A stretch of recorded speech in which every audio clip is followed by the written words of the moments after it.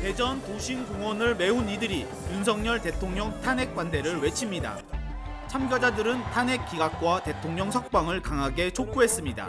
윤석열 대통령 살려내고 무너지기 직전에 대한민국 여러분들이 살려내고 계십니다. 대전 도심에선 지역시민사회단체 등으로 구성된 윤석열 정권 퇴직운동본부의 탄핵 촉구 집회도 열렸습니다. 대통령에 대한 탄핵이 하루빨리 이뤄져야 한다고 목소리를 높였습니다. 윤석열을 파면하고 형사재판에서 내란범으로 극형에 처해야 합니다. 국민의힘은 연일 중도보수 정당을 부각하는 이재명 대표를 향해 실상은 보수를 자칭하는 기회주의자에 불과하다고 맹비난했습니다. 이재명 대표는 역주행에 난폭운전에 음주운전까지 더해서 도로를 온통 난장판으로 만들고 있습니다. 민주당은 여당이 내란 우두머리를 지키는 극우 정당이 돼버렸다면서 아예 당 이름까지 바꾸라고 맞받았습니다. 수구를 넘어서서 범죄 집단을 지켜요. 내란 수계를 지킵니다. 이런 건 보수라고 하지 않고 극우라고 하는 거예요. 윤석열 대통령은 최후 변론에서 계엄을 선포할 당시 우리나라가 비상사태였다고 말했습니다. 최후 변론을 진행한 정청래 국회 법제사법위원장은 몽상에 빠져있는 권력자가 평화로운 일상을 무너뜨리려 한 것이었다고 비판했습니다.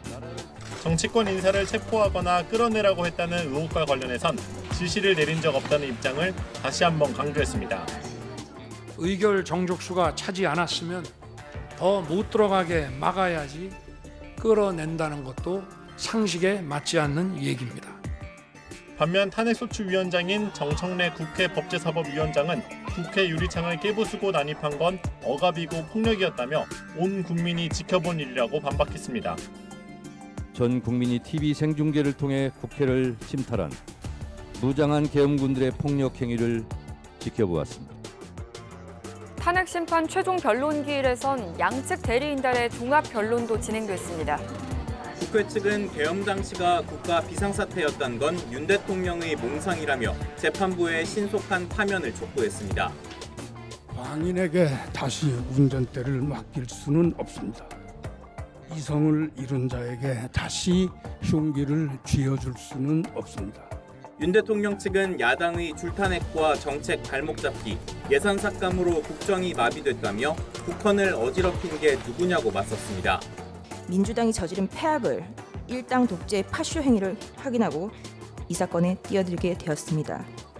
윤석열 대통령의 탄핵 심판 최후 진술을 지켜본 여야의 반응 극명하게 엇갈렸습니다.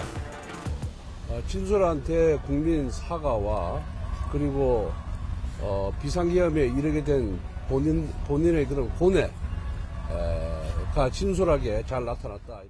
윤석열 대통령을 파면한다 하는 주문이 선고될 것이라고 확신하고 있고 선고와 동시에 이 헌재에도 대한민국에도 봄이 오고 윤석열 대통령 탄핵 심판 변론 절차를 마무리한 헌재는 곧바로 평의에 착수했습니다.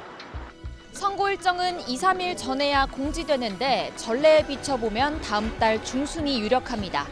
지난해 탄핵 소추를 시작으로 70여일에 걸친 탄핵 심판 대장정 끝에 앞으로 2주가량은 오로지 헌재의 시간입니다. 국민의힘 한동훈 전 대표와 민주당 이재명 대표가 대표현을 놓고 때 아닌 설전을 벌였습니다. 이재명 대표도 계엄을 선포할 수 있다는 한동훈 전 대표 책 내용이 발단이 됐습니다. 부처 눈에는 부처가 보이는 것이고 개 눈에는 뭐만 보인다고 합니다. 한 전 대표는 곧바로 SNS를 통해 기꺼이 국민을 지키는 개가 되겠다며 재판이나 잘 받으라고 응수했습니다. 민주당 이재명 대표의 선거법 위반 사건 항소심 5차 공판과 결심은 하루에 연달아 열렸습니다.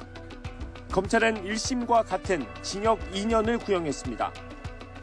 이 대표는 혐의를 거듭 부인했습니다.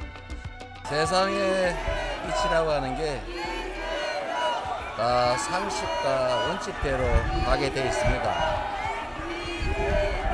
법원이 잘 가려낼 겁니다. 선거법 항소심 판단은 26일에 나옵니다.